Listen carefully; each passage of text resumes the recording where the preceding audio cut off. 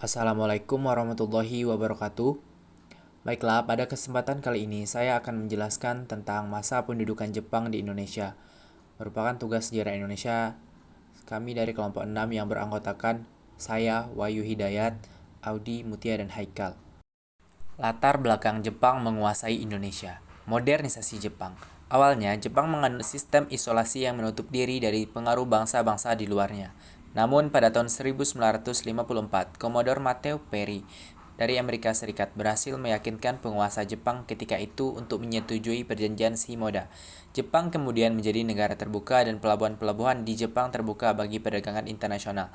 Perkembangan Jepang semakin terarah setelah diadakannya restorasi Meiji. Faktor yang menarik Jepang untuk melakukan politik ekspansi ke Indonesia. 1. Indonesia merupakan wilayah yang kaya akan sumber daya alam yang sangat dibutuhkan bagi kelangsungan industri Jepang. 2. Indonesia memiliki jumlah penduduk yang sangat banyak sehingga sangat potensial bagi Jepang untuk memasarkan hasil produksi dari industrinya. 3. Keinginan untuk menggantikan pengaruh dan dominasi negara-negara barat atau Eropa. Masuknya Jepang ke Indonesia. Jepang berhasil menghancurkan Pearl Harbor, kemudian mengerahkan pasukannya ke selatan sekitar Laut Pasifik. Jepang membagi angkatan perangnya menjadi dua kelompok, yaitu Angkatan Darat disebut dengan Rikugun dan Angkatan Laut disebut dengan Kaigun. 11 Januari 1942, Jepang berhasil mendarat di Tarakan, Kalimantan Timur, merupakan daerah penghasil minyak yang utama. 12 Januari 1942, Komandan Belanda menyerah kepada Jepang. 24 Januari 1942, Jepang berhasil duduki Balikpapan, merupakan sumber minyak yang kedua. 29 Januari 1942, Jepang menguasai Pontianak. 3 Februari 1942, Jepang menguasai Samarinda. 5 Februari 1942, Jepang menguasai Kota Bangun. 10 Februari 1942, Jepang menguasai Banjarmasin. 16 Februari 1942, Jepang menguasai Palembang sebagai sumber minyak dikuasai. Kemudian masa penjajahan Jepang di Indonesia. Awal kekuasaan Jepang di Indonesia ditandai dengan penyerahan tanpa syarat tentara Belanda kepada Jepang pada tanggal 8 Maret 1942 di Kalijati, Subang, Jawa Barat. Dari pihak Belanda diwakili oleh Panglima Militer Letnan Jenderal H. Terporten dan Gubernur Jenderal Hindia Belanda Tjarja van Starkenborg Stachowers, yang kemudian diserahkan kepada militer Jepang yang diwakili oleh Letnan Jenderal Hitoshi Imamura. Pembagian wilayah di Indonesia. A. Daerah Jawa dan Madura dengan pusatnya Batavia berada di bawah kekuasaan Rikugun. B. Daerah Sumatera dan Semenanjung Tanah Melayu dengan pusatnya Singapura berada di bawah kekuasaan Rikugun. Daerah Sumatera dipisahkan pada tahun 1943 tapi masih berada di bawah kekuasaan Rikugun. C. Daerah Kalimantan, Sulawesi, Nusa Tenggara, Maluku, Irian berada di bawah kekuasaan Kaigun. Organisasi politik sipil bentukan Jepang. 1. Gerakan 3A dengan semboyan Nippon Cahaya Asia, Nippon Pelindung Asia, dan Nippon Pemimpin Asia. 2. Putera, yaitu Pusat Tenaga Rakyat. 3. Jawa Hokokai, itu Himpunan Kebaktian Jawa, Chuo Sang-in. 4. Majelis Islam A'la Indonesia, MIAI. Organisasi-organisasi militer bentukan Jepang. 1. Seinedan, yaitu Barisan Pemuda. 2. Gokutai, yaitu Barisan Pelajar. 3. Fujinkai, Barisan Wanita. 4. Kaibodan, Barisan Pembantu Polisi. Yang 5. Heiho, yaitu Barisan Pembantu Prajurit Jepang. 6. Jibakutai, yaitu Barisan Berani Mati. 7. Pembentukan barisan semi militer khusus direkrut dari golongan Islam dengan nama Hizbullah, yaitu Tentara Allah. 8. Pasukan Pembela Tanah Air. Kebijakan ekonomi. Pendudukan militer Jepang di Indonesia menerapkan sistem ekonomi perang dan sistem autarki, yaitu memenuhi kebutuhan daerah sendiri dan menunjang kegiatan perang.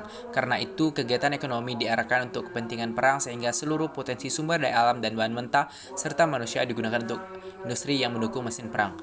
Kebijakan dalam bidang sosial. Kebijakan militer Jepang di Indonesia melakukan eksploitasi tenaga manusia dengan program Kinrohoshi, yaitu kerja bakti melalui panitia pengarah tenaga kerja Romok Yokai yang ada dalam Kinrohoshi. Penduduk desa laki-laki dikerahkan untuk membangun instalasi-instalasi militer dan pertahanan Jepang. Tenaga-tenaga yang dikerahkan inilah yang kemudian dikenal dengan istilah Romusa, yaitu kerja paksa. Kebijakan dalam bidang budaya dan pendidikan. Menghilangkan diskriminasi perbedaan, menerapkan sistem pendidikan formal seperti di negaranya, yaitu SD 6 tahun, SMP 3 tahun, dan SMA 3 tahun. Menerapkan sistem pendidikan militer.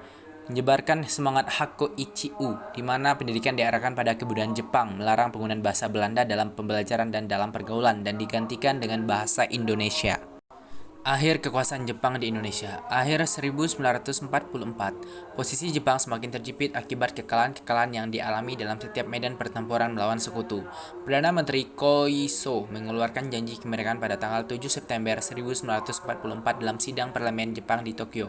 Sebagai bukti dan tindak lanjut janji tersebut, pada tanggal 1 Maret 1945, Letnan Jenderal Kumakichi Harada, pemimpin militer di Jawa, mengumumkan dibentuknya Dokuritsu Jumbi Chosakai atau Badan Penyelidik Usaha-usaha Persiapan Kemerdekaan Indonesia (BPUPKI) yang dengan diketuai oleh Dr. Rajiman Weddiyo.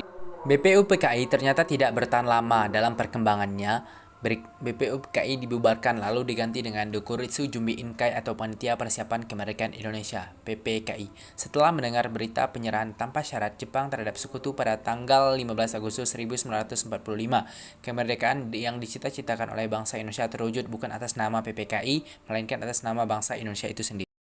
Dampak pendudukan Jepang bagi bangsa Indonesia. Dampak positif. Di bidang budaya, bahasa Indonesia berkembang dengan pesat. Di bidang sosial, dikenalnya sistem pengaturan masyarakat yang sekarang disebut dengan RT/RW. Di bidang militer, mulai mengenal sistem kemiliteran yang nantinya berguna bagi terbentuknya TNI. Di bidang birokrasi, bangsa Indonesia memiliki pengalaman dalam mengelola pemerintahan. Di bidang politik, bangsa Indonesia berkesempatan untuk mempersiapkan kemerdekaan. Dampak negatif, bangsa Indonesia mengalami kehancuran ekonomi. Eksploitasi sumber daya alam yang dilakukan Jepang mengakibatkan bencana kelaparan, kematian, dan kemiskinan. Mulai mengenal budaya kekerasan dalam menyelesaikan masalah. Jepang mengeksploitasi hasil-hasil pertambangan di Indonesia. Rakyat hidup miskin karena semua hasil pertanian dirampas oleh Jepang. Semua kekayaan pribadi diserahkan pada Jepang. Banyak tenaga romusa yang mati karena kelaparan maupun wabah penyakit. Sekian dan terima kasih.